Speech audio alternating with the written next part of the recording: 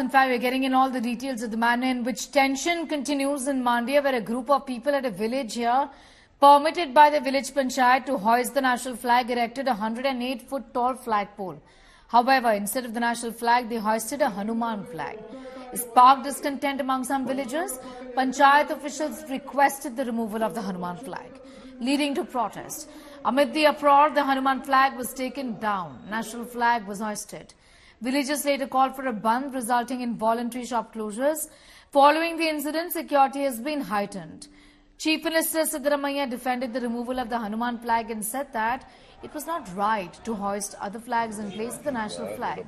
BJP slammed and condemned Siddaramaiah government over this incident, claiming that Congress was against Sanatan Dharma and said it would ask every house to hoist saffron flags as protest.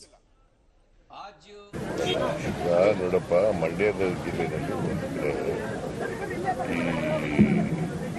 ಇದ್ರ ಬಾವುಟ ಹಾರಿಸೋದು ಮತ್ತು ಭಾರತ ದೇಶದ ಬಾವುಟ ಹಾರಿಸೋದು ಮತ್ತು ಇದನ್ನ ಹಾರಿಸ್ಬಿಟ್ಟಿದ್ರು ಭಗವದ್ ಜೆಂಡ ಹಾರಿಸ್ಬಿಟ್ಟಿದ್ರು ಅದು ಸರಿ ಇಲ್ಲ ಮಾಡಿದ್ರು ಹೇಳಿದ್ದೀನಿ. ಅದ್ರ ಬದಲು ನಮ್ಮ ದೇಶದ ಬಾವುಟ ಹಾರಿಸಿ ಅಂತ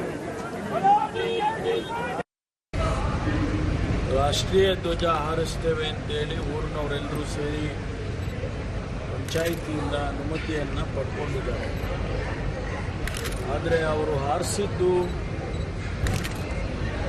ಬೇರೆ. ಅವರು ಏನು ಭಾರತ್ ಧ್ವಜ ಹಾರಿಸಿದ್ದಾರೆ, ಭಗವದ್ ಧ್ವಜ ಹಾರಿಸಿದ್ದಾರೆ, ಅದಕ್ಕೆ ಅನುಮತಿಯನ್ನು ಕೊಟ್ಟಿದ್ದೀವಿ. ಹಾಗಾಗಿ ಪಂಚಾಯಿತಿಯವರು ಮತ್ತು ಇಲಾಖೆಯವರು ಅದನ್ನು ನೀವು ತಗೊಂಡಿರೋದೇ ಪರ್ಮಿಷನ್ ಬೇರೆ, ಆದರೆ ಇದು ಸರ್ಕಾರಿ ಜಾಗ, ಪಂಚಾಯಿತಿಗೆ ಸೇರಿದ ಜಾಗ, ಇಲ್ಲಿ ನೀವು ಹಾರಿಸಬಾರ್ದು ಅಂತೇಳಿ ಹೇಳಿದ್ದಾರೆ. ಕೇಳಿಲ್ಲ, ಅದಕ್ಕಾಗಿ ತೆಗೆದಿದ್ದಾರೆ, ಅಧಿಕಾರಿಗಳು ತೆಗೆದಿದ್ದಾರೆ. ಅದರ ಮೇಲೆ ಸ್ವಲ್ಪ ಪ್ರತಿಭಟನೆಗಳು ಅದೆಲ್ಲ ಆಗಿದೆ. आज डिस्ट्रिक्ट एडमिनिस्ट्रेशन ने कांग्रेस गवर्नमेंट का चेतावनी के वजह से उस झंडा को निकाल करके